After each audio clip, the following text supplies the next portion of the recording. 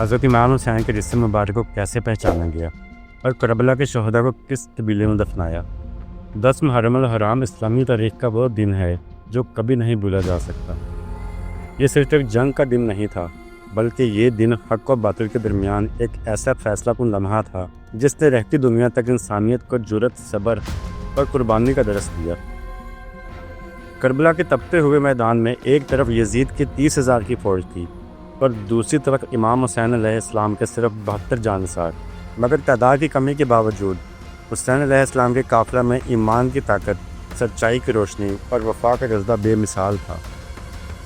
یزید چاہتا تھا کہ امام حسین علیہ السلام اس کی بیعت کریں تاکہ اس کی باطل حکومت کو دیوی جواز مل جائے، لیکن امام حسین نے فرمایا، جیسے میں ہوں اور جیسے یزید ہے، ہم دونوں کی بیعت ایک جگہ اکٹھی نہیں ہو سکتی۔ سب سے پہلے علی اکبر علیہ السلام میدان میں اترے۔ نبی کریم صلی اللہ علیہ وآلہ وسلم کے شبیہ تھے۔ حضرت امام حسین کے جگر کا ٹکڑا اپنی جوانی کی پہلی صبح میں ہی شہادت کا تاج پہن کر لوٹ آئے۔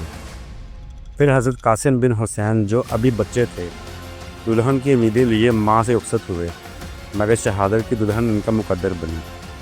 پھر حضرت عباس علیہ السلام جنہیں باب الحوائج کہا جاتا ہے، علم اٹھا کر پانی لینے نکلے، بازو کٹ گئے، مشکیزہ نہ پہنچ سکا، مگر وفاداری کی مثال دنیا کو دے دی۔ اور پھر وہ لمحہ آیا جب حسین علیہ السلام نے اپنے 6 ماہ کے بیٹے علی اصغر کو اٹھایا اور فرمایا، اگر مجھے پانی نہیں دیتے تو اس بچے کو دے دو۔ مگر یزیدی ظلم کی انتہا یہ تھی کہ ایک 3 شاخوں والا تیر علی اصغر کے گلے میں پیوست کر دیا گیا۔ حسین علیہ السلام نے آسمان کی طرف خون اچھالا اور روایت کہتی ہے کہ زمین نے بھی وہ خون واپس نہیں لیا، اور اسی طرح باقی تمام اصحاب بھی جانوں کا نذرانہ پیش کرتے رہے۔ اور پھر وہ وقت آیا جب تنہا امام حسین، تب ساتھی سب اہل بیت شہید ہو چکے تھے، صرف حسین باقی رہ گئے، زخمی جسم، خشک ہوں، تھکا ہوا وجود، مگر حوصلہ پہاڑ سے بھی مضبوط۔ انہوں نے میدان میں آخری بار للکارا، دشمنوں سے لڑے اور پھر سجدے میں گئے۔ شمر آگے بڑھا، نیزہ مارا اور حسین علیہ السلام کا سر تن سے جدا کر دیا۔ کربلا میں خیمے جلائے گئے، اہل بیت کو قید کیا گیا۔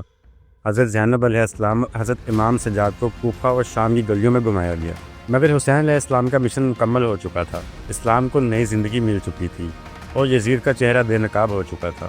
جب امام حسین علیہ السلام کو سمر ذی الجوشن نے شہید کر دیا اور ان کا سارے مبارک تن سے جدا کیا، تو ان کا مقدس جسم میدان کربلا کی گرم ریت پر بے کفن بے گور پڑا رہا۔ ظالموں نے نہ صرف شہادت پر اکتفا کیا، بلکہ ان کے جسم مبارک کو گھوڑوں کے سموں تلے روندا، خیمے جلا دیے گئے، اہل بیت کی عورتیں قید کی گئی اور حسین علیہ السلام کا سر نیزے پر چڑھا کر کوفہ شام لے جایا گیا۔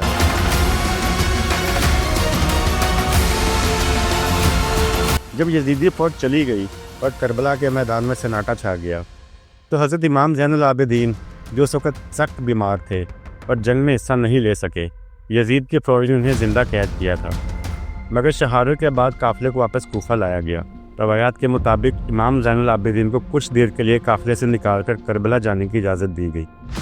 انہوں نے حضرت علی علیہ السلام کے وفادار قبیلے بنی اسد کی مدد سے حسین علیہ السلام کو جسم مبارک کو پہچانا، جو سینہ اور پیٹھ سے زخمی اور چہرہ خون سے تر تھا۔ امام حسین علیہ السلام کو اسی جگہ دفن کیا گیا جہاں وہ شہید ہوئے تھے۔